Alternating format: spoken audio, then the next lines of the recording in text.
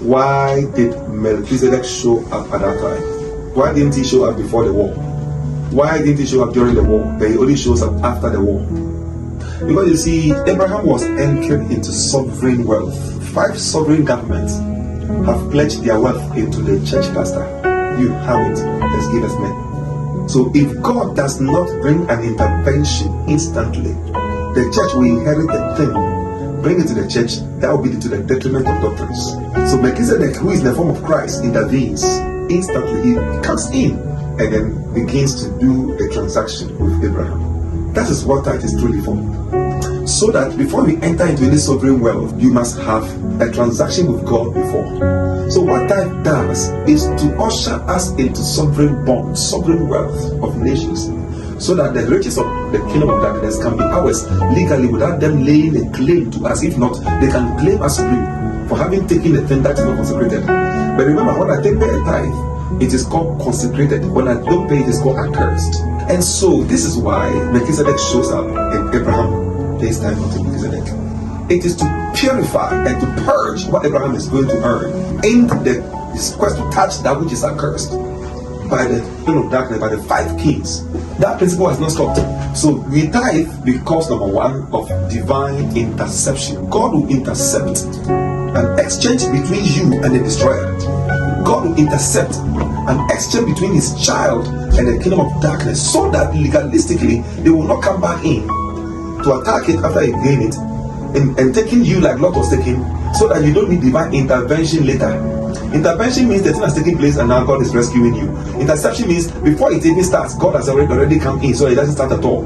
So tithe is purely, so if you look at it carefully, it's a warfare mechanism. It's a mechanism of making the child gain the world and its shenanigans without any strings attached, so that you can use it to serve God, because money by its nature is evil, and you cannot touch money and not be contaminated by it. James chapter 4 says you spend it even with your own lust and you lose it.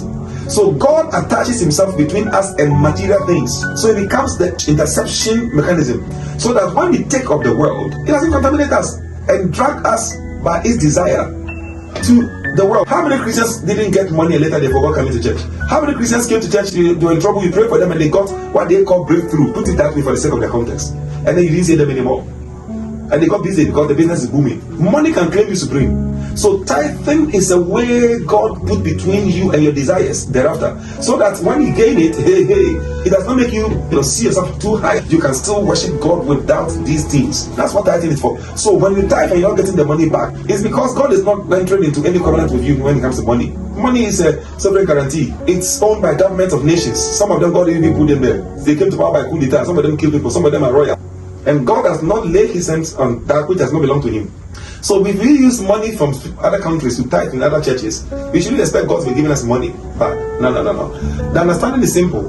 We should expect God to create a greenhouse atmosphere for everything we do. That's what tithing does. So that everything we do will grow, will expand. That's what tithing does. But remember, the most important thing is tithing into the right priesthood. We are not under the priesthood of Levi or Aaron. We are under the priesthood of Melchizedek. How do I know that? Because Jesus copied from Melchizedek. Says the Bible, thou art a priest forever, according to the order of Melchizedek. So Jesus, this priesthood that we have, that who is the high priest of our faith, is according to the order of Melchizedek. So if you tithe into Melchizedek, yes, you get the results back. If you tithe into Aaron, you get nothing. It is sad to say that almost 60 to 80% of the Christian churches on earth tithe into Aaron, and they expect God to give them something back. When that priesthood is cancelled, like the analogy I made with the government, if the government is passed, everything in the government is passed, the new law. So you don't take the principle of the old government and bring it to the new and say we should implement it. It doesn't work that way. So anything that Aaron represents is past. Anything that Christ represents is what is here. And besides, Christ is not from Levi, he's from Judah. So how about that? So we don't look at tithing as a law. We look at tithing as a principle. If it is a law, then there should be no tithing, because the law is no more. It's a principle. Adam paid tithe. And the tithe of Adam was so that he shouldn't eat the tree of knowledge of good and evil. That's tithe. What is tithe? Anything in the material things God has given you, that is laying claim on it for himself, so that you can acknowledge the source of the one who gave it to you. That's all tithe is. Tithing is for. No one paid tithe, but in the form of blood. Don't eat the blood with the flesh. And God normally lays claim on something so insignificant. He doesn't even want it in a way. Imagine you taking 90% and giving God 10%. Is he a good businessman? God is an investor. Oh, come on. He doesn't need it. He just wants you to acknowledge the fact that he gave it to you. And that he's the source of all you've had. Because Satan can also give it. That's why occultists can kill people and they use that to get black money. So if Satan can give and God can give, then God is trying to let you know, I gave it. So please honor me. Let it not claim you supreme. Because the honor that comes with wealth and money can make you forget to pray. You are busy, you are doing business meetings from here to there, you are traveling, you are flying, you won't pray, you won't read the Bible. So tithing is a way of a gentle check in your spirit that, hey, you can lose them tomorrow, I'll get them to you. So please, calm down. That's it. And so it brings divine interception so that the devil does not transact with you. Money is not the reason for tithing. Money is just a byproduct of tithing. Money comes along with tithing when the principles are right. Just like when I'm trying to crack hydrocarbons or you call it petrochemicals. It comes as a bitumen or let's say gunk. Then I do fractional distillation. Then the bitumen is at the bottom. Then we have the coal tar, we have the gasoline, the paraffin, the wax, petroleum jelly, and then the petrol at the top, the LPG gas at the top. Look at one gunk. Look at what it has created. All I wanted was petrol, but I got LPG gas, I got petroleum jelly, I got bitumen. That's what tithing does, really. It's just money, just a byproduct of tithe. So you'll be poor if you are thinking you're tithing, you're going to tithe for money. You'll be poor if you're tithing into the wrong priesthood.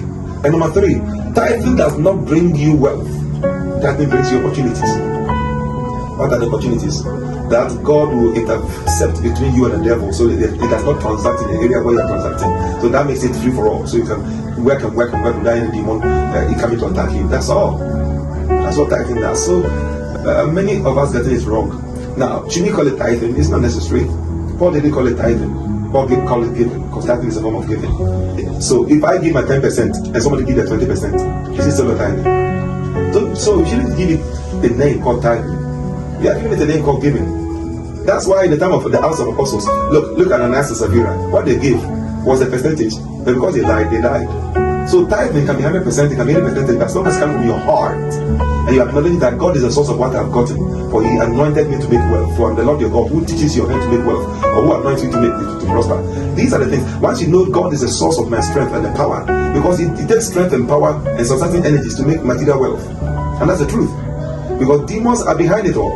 And money in its nature, Bible call it unrighteous mammon. It's unrighteous, no matter how clean it is. There's no clean money. Whether cocaine money or church money or salaries, still not clean, because it is a sovereign guarantee. And Satan controls the government of this world. That's why he was promising it to Jesus at the temptation. Now I'll give it all to you if you bow to me. So please understand that tithing, this side works. We give of our earnings to God. In those days, it was agricultural product. Now in our days, nobody farms, so it's money. It's still giving. So those who are teaching and say there's no tithing, there's no this, it's not necessary. Tithing is a giving. We give. It can be offering, it can be collection, it's still give. Collection is not even for church anyway. Collection is for the poor. We don't do collection for the church. We don't use collection money to buy Bibles. Collection is for widows, it's for relief programs, for charitable programs outside where there's disasters. That's what collection is for.